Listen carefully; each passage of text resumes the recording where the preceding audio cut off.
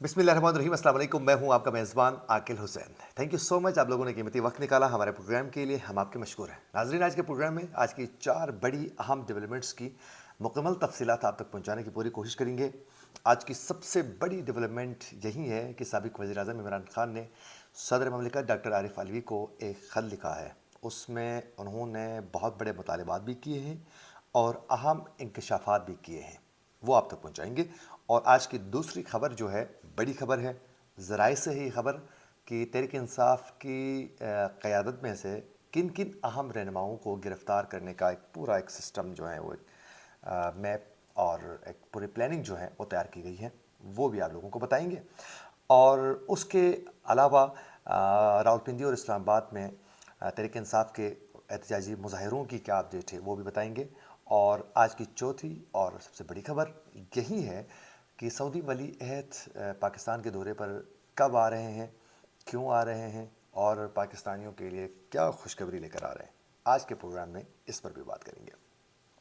सबसे पहले बात करते हैं नाजरीन, पाकिस्तान तहरीक इंसाफ के चेयरमैन साबिक़ वज़ीर-ए-आज़म इमरान खान ने सदर ममलिकत डॉक्टर आरिफ अलवी को एक ख़त लिख कर उन्होंने ये बता दिया है कि आज़ादी मार्च के सिलसिले में पूरी कौम ने मुझ पर यकीन करके मेरे मौक़िफ़ की तायद करते हुए उन्होंने मेरी पुकार पर खड़ी हो चुकी है, लेकिन मेरे ऊपर झूठे इल्ज़ामात लगाकर मुझे हरास करने की कोशिश की जा रही है और मेरे ख़िलाफ़ किस्म किस्म के केसेस बनाने की कोशिश की जा रही है। और उसके अलावा मुझे तशद्दुद करने के भी हथकंडे जो हैं वो सामने आ चुके हैं। और चेयरमैन पीटीआई इमरान खान ने कहा है कि वज़ीर दाखिला समेत 3 आला शख्सियात का उन्होंने नाम लेकर कहा है कि ये मेरे कत्ल का मंसूबा मेरे इल्म में आया था। गुज़िश्ता हफ़्ते मार्च के दौरान इस मंसूबे को अमली जामा पहनाने की उन्होंने कोशिश की, अल्लाह ने मुझे बचाया। कि वो मार्च में एक प्लानिंग तैयार की गई थी मुझे मारने के लिए। और उन्होंने कहा है कि गुज़िश्ता हफ़्ते जो है मेरे साथ ये जो वाक़या पेश आया, उसकी कड़ियाँ जो हैं ये मिलती हैं। और उन्होंने कहा कि आप बतौर रियासत के एक सरबराह के तौर पर और अफ़वाज पाकिस्तान के सुप्रीम कमांडर के तौर पर उन्होंने कहा कि मैं आपसे इल्तमास करता हूँ कि कौमी सलामती से जुड़े हुए जो मामलात हैं उस पर आप संजीदगी के साथ नोटिस ले लें और जो ज़िम्मेदारान हैं उनसे आप पूछें कि ऐसा क्यों हो रहा है। उन्होंने कहा है कि बतौर वज़ीर-ए-आज़म मैं और आर्मी चीफ़ और डीजी आईएसआई के दरमियान जो गुफ्तगू हुई थी, उसकी सीक्रेट एक्ट के ऑफिशियल जो सीक्रेट एक्ट होता है उसकी वायलेशन करते हुए, उसकी धज्जियाँ उड़ाते हुए उसको पब्लिक किया गया। वो आवाम के सामने आई, लोगों तक पहुंच गई। तो यूँ वज़ीर-ए-आज़म की जो महफूज लाइन होती है उसको बेनकाब किया गया और तमाम चीज़ें सामने आई। तो ये तो कौमी सलामती का एक इशू है और ये गैर कानूनी है, गैर आइनी है, इस पर आप नज़र रखें। और उन्होंने कहा कि मेरी वज़ारत के दौरान जो है साइफ़र पर कौमी सलामती कमेटी का इजलास हुआ, उसमें वाज़ेह फ़ैसला किया गया कि अंदरूनी मामलात पर नाकाबिल कबूल मुदाखलत है। शहबाज शरीफ की हुकूमत में कौमी सलामती के इजलास में इस इजलास की कार्रवाई फ़ैसलों की तौसीक की गई, मगर 27 अक्टूबर को डीजीज़ ने मुश्तरका तौर पर एक प्रेस कॉन्फ्रेंस की जिसमें कौमी सलामती के दोनों इजलासों के फ़ैसलों से यकसर मुतज़ाद नुक्ता नज़र जो है वो सामने रखा। जो डीजी आईएसपीआर और डीजी आईएसआई ने जो प्रेस कॉन्फ्रेंस की थी उस वक़्त उन्होंने तो ज़ाहिर ये कहा था कि बैरूनी कोई भी साजिश नहीं हुई है, ये पाकिस्तान का अंदरूनी मामला था। और फिर इसको पाकिस्तान की तमाम सियासी जमातों ने मिलकर अदम एतमाद के ज़रिए इस तहरीक की कामयाबी हुई और इमरान खान जो है वो अपने घर चले गए। तो इस पर उन्होंने कहा कि ये उन्होंने खुल के बात करके जो कौमी सलामती के इजलास में जो फैसले हुए थे उसकी उन्होंने धज्जियाँ उड़ाने की कोशिश की है। फिर चेयरमैन तहरीक इंसाफ तो कहते हैं कि सवाल पैदा होता है कि 2 अफसरान जो हैं खुलेआम कौमी सलामती कमेटी के इजलासों को वो झुझलाते हैं और प्रेस कॉन्फ्रेंस जानबूझकर गलत बयानी की तख्लीक की कोशिश का संजीदा तरीन जो ये मामला है उस पर आपकी तवज्जो दरकार है कि 2 फ़ौज के सीनियर अफसरान, 2 बड़े अहम ओहदों पर तैनात जो ऑफिसर्स हैं, वो कौमी सलामती कमेटी के फ़ैसलों को कैसे वो मुस्तरद कर सकते हैं, आपकी तवज्जो दरकार है। और इमरान खान ने कहा है मज़ीद कि 2 अहम तरीन सवालात यहाँ जन्म ले रहे हैं। अव्वल ये कि एजेंसी का सरबराह जो है वो प्रेस कॉन्फ्रेंस से कैसे मुखातिब हो सकता है, वो कैसे आवाम के सामने आकर, पब्लिक के सामने आकर, बिलखुसूस मीडिया के सामने आकर वो कैसे نشانہ بنا سکتے ہیں کہ ایک سیاسی جماعت کے لیڈر کو، سابق وزیر اعظم کو، اور پھر اوورال سیاسی معاملات پر مداخلت وہ کیسے کر سکتے ہیں۔ اور انہوں نے مزید کہا ہے کہ آئی ایس پی آر کے حدود کار کو دفاعی اور عسکری معاملات میں پر جو معلومات ہیں اس کے اجرا تک محدود کرنے کی ضرورت ہے۔ انہوں نے کہا کہ دیکھو، عسکری اور پھر دفاعی جو معاملات ہوتے ہیں اس حوالے سے ڈسکس کرنے تک ان کو محدود کیا جائیں۔ اگر پریس کانفرنس کرتے ہیں تو پھر وہ اپنے جو دفاعی جو معاملات ہوتے ہیں، فوجی جو آپریشنز ہوتے ہیں یا پھر ایکٹیویٹیز جو بھی ہوتی ہیں، اس حوالے سے آ کر میڈیا میں تو ضرور آگاہ کریں، لیکن یوں کسی سیاسی لیڈر کو، پارٹی کو، یا پھر سیاسی معاملات پر، جمہوری معاملات پر، جمہوری جو جتنے بھی ادارے ہوتے ہیں ان کے آپس کے ایشوز پر ان کو یوں میڈیا میں آ کر بات کرنا، انٹرفیئر کرنا، یہ غیر قانونی ہے، غیر آئینی ہے۔ ان کے اپنے حدود کا تعین ہونا چاہیے۔ تو انہوں نے کہا کہ آپ کو سپریم کمانڈ کے طور پر آپ سے میں التماس کرتا ہوں، ریکویسٹ کرتا ہوں، التجا کرتا ہوں کہ آپ آئی ایس پی آر کی حدود کے تعین کا باقاعدہ عملی طور پر اقدامات اٹھائیں، آغاز کریں۔ اب یہ صدر مملکت ڈاکٹر عارف علوی کو انہوں نے یہ خط لکھا ہے۔ اب دیکھنا یہ ہے کہ صدر مملکت ڈاکٹر عارف علوی جو ہیں وہ کس حد تک اس پر اقدامات اٹھانے میں کامیاب ہوتے ہیں۔ آیا ایسا تو نہیں ہے کہ عمران خان نے یہ تو سوچا نہیں ہے کہ میری تو جاب چلی گئی، آپ کو بھی خطرے میں ڈال دیتے ہیں، اگر آپ بچ کے نکلے تو ٹھیک، نہیں نکلے تو پھر آپ کی جاب بھی خطرے میں چلی جائے گی، تو لہٰذا آپ نے کرنا ہے۔ یہ صدر مملکت نے کو انہوں نے واضح طور پر خط لکھ کر یہ کہا ہے، اور اب صدر مملکت کیا کرتے ہیں وہ آنے والا وقت ہی بتائے گا۔ اور آج کی دوسری بڑی خبر یہ ہے کہ آپ سب بخوبی آگاہ ہیں کہ جب عمران خان نے جب ان کو گولی لگنے والا جو معاملہ سامنے آیا تو ہاسپٹل ان کو منتقل کیا گیا تھا، تو وہ یہ سوچ رہے تھے کہ اب جو مجھ پہ جو حملہ ہوا ہے اس کو لے کر وہ جو ریلی ہے وہاں جو لوگوں کی چیخ و پکار اور پھر خان کے لیے نعرے بازی ہو رہی تھی، وہ سمجھا کہ یار یہ تو پھر پورے پاکستان لیول پر یہ چیزیں ہوں گی اور ایک آگ کی طرح خبر پہنچے گی، اطلاع پہنچے گی، تو پورا ملک جو ہے اس کو جام کیا جائے گا۔ اور انہوں نے کہا کہ جو بینظیر بھٹو کے اوپر جو حملہ ہوا تھا، جو شہادت کے وقت بھی، پھر اس سے پہلے جو حملہ ہوا تھا کراچی میں، اس وقت جس طرح لوگ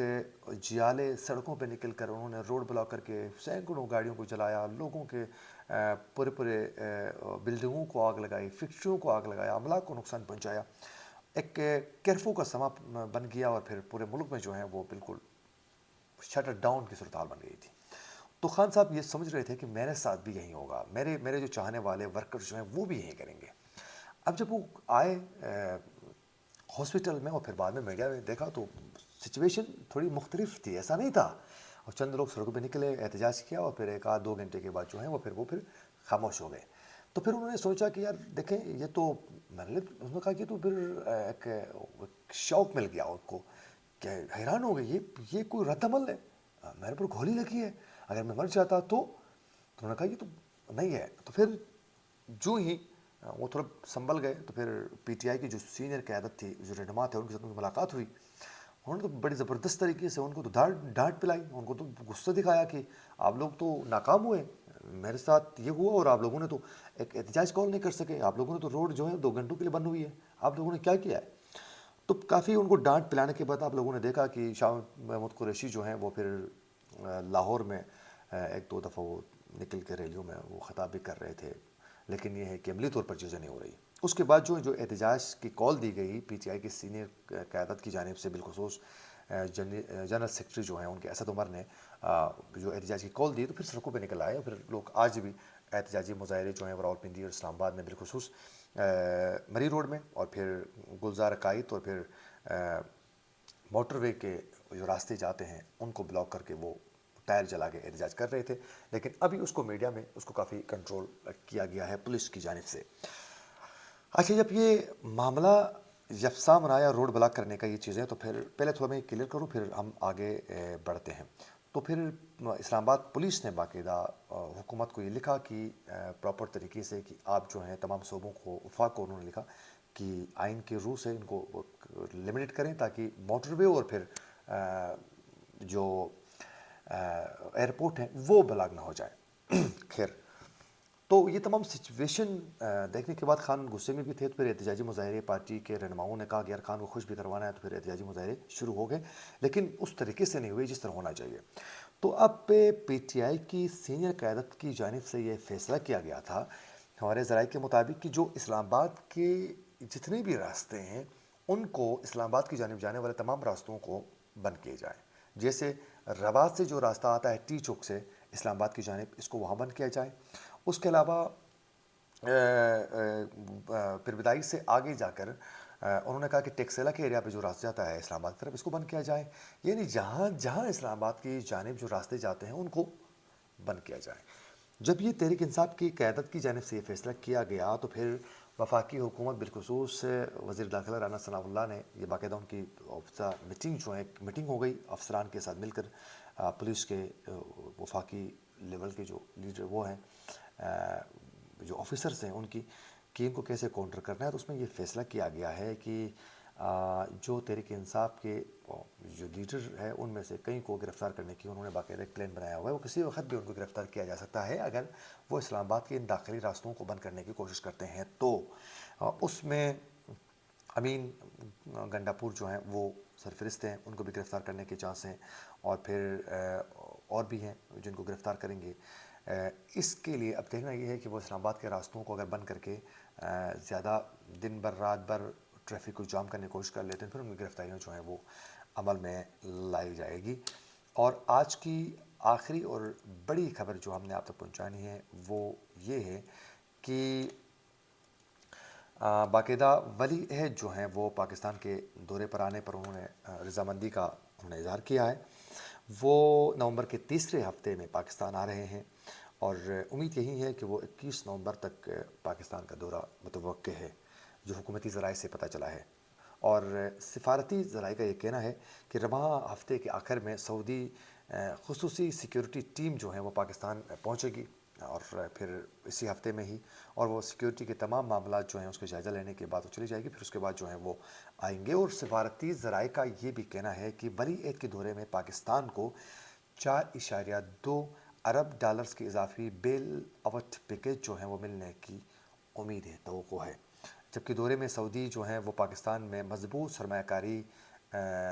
بھی متوقع ہے، اور اس حوالے سے باقاعدہ متعدد پاک سعودی پیٹرولیم معاہدوں کو آخری شکل دی جانے والی ہے۔ اور سعودی کا یہ کہنا ہے، اس حوالے سے سفارتی جو ذرائع ہیں اس کے مطابق سعودی عرب کی جانب سے پیٹرول کے شعبے میں آئل ریفائنری کے قیام پر بھی معاہدے متوقع ہیں۔ اگر یہ ہوتا ہے تو یہ بہت بڑی بات ہے۔ اور اس کے علاوہ سفارتی ذرائع کا یہ بھی کہنا ہے کہ سعودی عرب میں گوادر میں جدید آئل ریفائنری کے قیام میں مدد ملے گا، اور گوادر میں 10 ارب ڈالر سے آئل ریفائنری کے لیے سعودی عرب جو ہیں وہ چین سے مل کر مدد کرے گا، اور چینی کمپنیاں جو ہیں منصوبے کی تکمیل کے لیے ابتدائی طور پر ریفائنری چلائے گی۔ اور سفارتی ذرائع کے مطابق غیر یقینی سیاسی صورتحال میں مزید خرابی سعودی ولی عہد کے دورے میں رکاوٹ پیدا کر سکتی ہے۔ تو یہ اگر یہی احتجاجی مظاہرے طول پکڑتے ہیں تو پھر پاکستان کے لیے نقصان ہو سکتا ہے۔ اب ظاہر ہے پی ٹی آئی کی سینئر قیادت جو ہیں وہ روڈوں پر نکلنے کے لیے تیار ہے۔ وہیں ساتھ ساتھ میں آپ لوگوں کو یہ بتاتا چلوں کہ پی ٹی آئی کی جانب سے 3 دفعہ جو ہے انہوں نے شیڈول جو ہے احتجاج دوبارہ شروع کرنے کا، لانگ مارچ کی تاریخ جو تھی اس کو 3 دفعہ یہ شیڈول چینج کر چکے ہیں، اور ابھی دوبارہ انہوں نے منگل سے بدھ کا دن دے دیا ہے کہ شاہ محمود قریشی کی قیادت میں یہ ریلی وہاں سے روانہ ہونے والی ہے۔ ویلوگ کافی لمبا ہو چکا ہے، اسی کے ساتھ آپ لوگوں سے یہ ریکویسٹ ہے کہ ہمارے چینل کو ابھی تک سبسکرائب نہیں کیا ہے تو ہمارے چینل کو سبسکرائب کریں اور بیل آئیکن کلک کریں، اور اس طرح کی مزید ویڈیوز آپ تک پہنچ جائیں گی۔ اسی کے ساتھ اپنے میزبان عاقل حسین کو دیجیے اجازت۔ اللہ نگہبان۔